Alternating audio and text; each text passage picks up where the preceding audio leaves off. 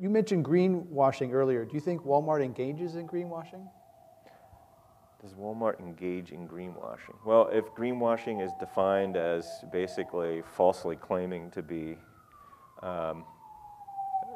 doing an environmental good when you're not, I think they've been pretty careful about saying that they're not a green company, and they never will be a green company. They'll never be. I mean, they're an outsourced big box retailer that wants you to buy ever more amounts of stuff. They're not going to be sustainable. Then the question was, well, if they're driving 60 miles an hour towards oblivion and they slow the car down to 20 miles an hour, is that a good thing? I think it is. And so they've been careful to frame their claims about that they're being greener, they're being more sustainable, but that doesn't make them a sustainable enterprise. They're not, a seventh generation or a Patagonia. But they are trying to be better. So does that have value? Do you have to slow the Titanic down before you turn it around? I think you do. So, and the fact that it's Walmart saying this, that's the other part of this story. It's not Al Gore saying sustainability is good for the economy. It's the red state company there is saying it, and it's an exact counterpoint to much of the rhetoric coming out of Washington about green being a job killer and a drag on the economy. I mean, if you look at Walmart's example, it's exactly the opposite. And in fact, they've increased their investment in sustainability during the tough economic times. Actions speak pretty loudly on that. Why is that? Why?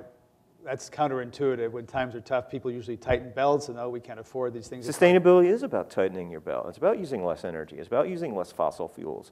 It's about finding alternative ways to do things that are more efficient. Putting skylights in your stores. I mean, what a no-brainer.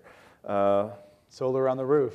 Yeah, well, that's a little tougher because the return on that investment is much more drawn out. So they're doing it selectively. But California, they just produced the data on their waste to landfill in California. They've cut 81% since 2005. Everybody said zero waste, what a joke, you could never do it. And they've cut their waste to a fifth in a 5-year period. I don't know that I could do that. Well, maybe if I had 5 years and I really got on my kids' back, I could. But that is epic, and they chortle about it because we used to pay, they say, a company to haul this stuff away. Now we're making $100 million a year from our materials. It's not waste anymore; it's materials, and that's huge. They did it in California first, and now it's going nationwide.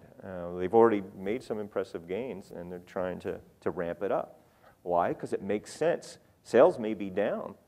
That doesn't mean being more sustainable stops making sense. It makes more sense.